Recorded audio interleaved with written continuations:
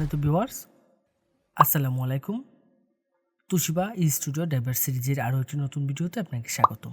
আজকের ভিডিওর মাধ্যমে আমি দেখাবো হচ্ছে তুশিবা স্টুডিও 2510 এসি এর প্রিন্টার ড্রাইভারটি কীভাবে খুব সহজে আপনার কম্পিউটার বা ল্যাপটপে সেট আপ করে নিতে পারবেন এবং কিভাবে এই ড্রাইভারটি ডাউনলোড করবেন এবং কোথা থেকে ডাউনলোড করবেন, সম্পূর্ণ প্রসেসটি দেখাচ্ছি আজকের ভিডিওতে। তো ভিডিওটি অবশ্যই গুরুত্বপূর্ণ হতে চলছে। কথা না বাড়িয়ে চলে আমরা মূল ভিডিওতে চলে যাচ্ছি।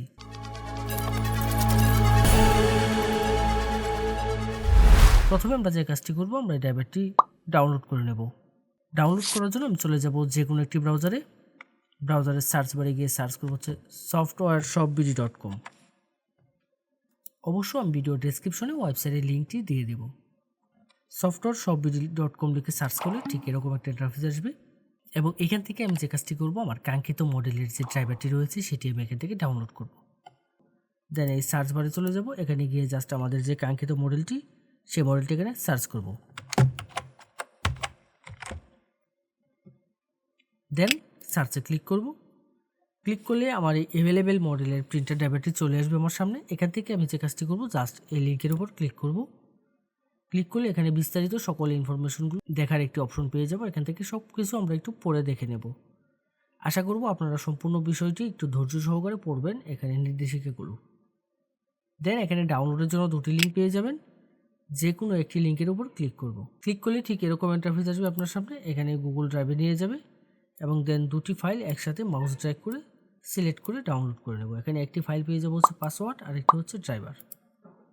তো এখান থেকে ফাইলটা জাস্ট মাউসের রাইট বাটন ক্লিক করে ডাউনলোড করে নেব। দেন ডাউনলোড এনিওয়েতে ক্লিক করব। ক্লিক করে কিছুক্ষণ অপেক্ষা করতে হবে। কিছুক্ষণের মধ্যে ডাউনলোডটি শুরু হয়ে যাবে। ডাউনলোড করার পরে আমরা যে কাজটি করব, ফাইলটিকে ওপেন করে নেব। দেন এখান থেকে ওপেনে ক্লিক করব। ক্লিক করলে ঠিক এরকম একটা ইন্টারফেস আসবে আমার সামনে। আমি এখান থেকে ওপেন না করে আমি আপনাদেরকে যদি দেখাই যে আমার প্রিভিউটা কীরকম আসছে, আইডিএমে চলে গেলাম। এখান থেকে আমি জাস্ট দেখাবো হচ্ছে সফটওয়্যারটা কীরকম হবে। ঠিক এই যে এরকম একটি আইকন চলে আসবে আপনাদের সামনে, অর্থাৎ এটি একটি রার ফাইল রয়েছে। রার ফাইলকে আমরা যখন আনজিপ করব, যে কোনো জিপ ফাইল বা রার ফাইলকে যখন আমরা এক্সট্রাক্ট করব, তার জন্য আমরা যে কাজটি করি, নর্মালি আমরা উইন্ডার ব্যবহার করে থাকি। যদি আপনার কম্পিউটারে উইন্ডারটি না ব্যবহার করা থাকে, অর্থাৎ উইন্ডারটি যদি ইনস্টল করা না থাকে, তাহলে যে কাজটি করবেন, আপনি উইন্ডারটি ইনস্টল করে নেবেন। এর জন্য ভিডিও ডেসক্রিপশন এবং আই বাটনে উইন্ডারের লিঙ্ক দিয়ে দেবো, আপনারা ওইখান থেকে গিয়ে জাস্ট উইন্ডারটি ইনস্টল করে নেবেন। দেন যে কাজটি করব, আমরা ফাইলটাকে ওপেন করব। উইন্ডারে যখন ফাইলটা ওপেন করব, ঠিক এরকম একটা ইন্টারফেস আসবে। এখান থেকে ক্লোজ করে দেবো। যাওয়ার পর ইন্টারফেসটা দেখতে ঠিক এরকম হবে। এখানে একটি ফাইল পেয়ে যাব হচ্ছে ড্রাইভার। এই ড্রাইভারে ক্লিক করব। ক্লিক করলে এখানে জাস্ট আমি ড্রাইভারটা পেয়ে যাব। তো এখানে আমার পাসওয়ার্ডটা দিতে হবে। আমি যেহেতু শুধু ড্রাইভারটা ডাউনলোড করছি, আমি এখানে পাসওয়ার্ডটি ডাউনলোড করে নেই। তো এখানে আপনারা যে কাজটি করবেন, আপনারা জাস্ট এই ডাউনলোড অপশনে গিয়ে এখান থেকে পাসওয়ার্ডটি ডাউনলোড করে নেবেন। তো দেন এখানে এই মডেলের যে ড্রাইভারটি রয়েছে, সেই ড্রাইভারে এখানে পাসওয়ার্ডটি আমি দিয়ে দিব। পাসওয়ার্ড দেওয়ার ক্ষেত্রে এখানে একটি অপশন পেয়ে যাবেন, এটি হচ্ছে শো পাসওয়ার্ড। এখানে যদি টিক মার্ক দেওয়া থাকে, তাহলে আমি এখানে কিবোর্ড থেকে যে পাসওয়ার্ডগুলো টাইপ করব সেগুলো এখানে শো করবে। আর যদি আমি এখান থেকে টিক মার্কটি যদি উঠিয়ে দিই, তাহলে এখানে কোনো পাসওয়ার্ড শো করবে না।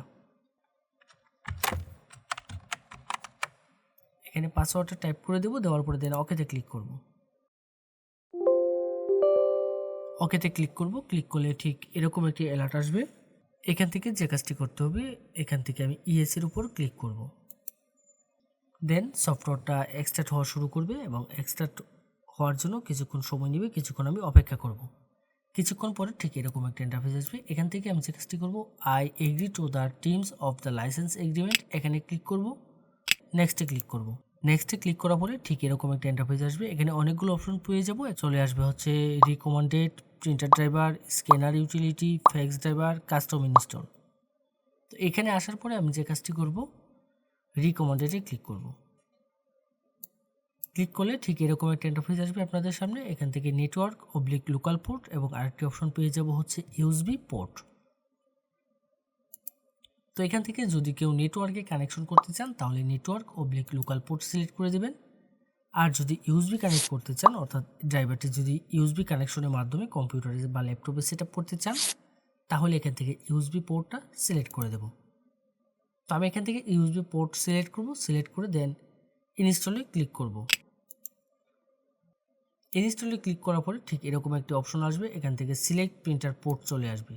দেন এরকম একটা ইন্টারফেস আসবে। এখানে আমি যে কাজটি করব, আমি আমার প্রিন্টারটি সরাসরি কম্পিউটারের সাথে কানেকশন করে নেব।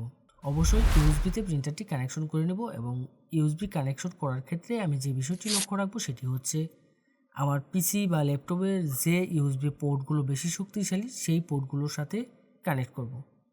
দেন ওকেতে ক্লিক করব। এখানে আসার পরে আমার আর কোনো কাজ করতে হবে না, আমার কিছুক্ষণ অপেক্ষা করতে হবে।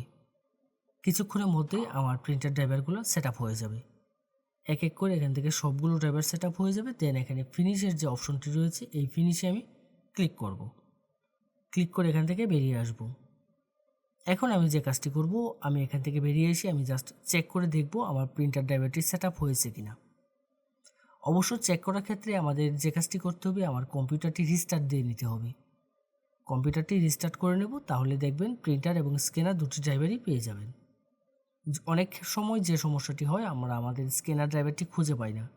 সেক্ষেত্রে আমরা যে কাজটি করব, আমরা স্টার্ট মেনুতে চলে যাব, এখানে গিয়ে জাস্ট সার্চ করব হচ্ছে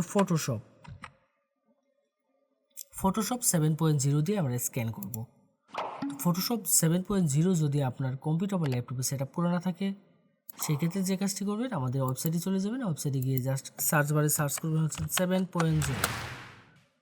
7.0 লিখে সার্চ করলে আমাদের ফটোশপ 7.0 পেয়ে যাবেন।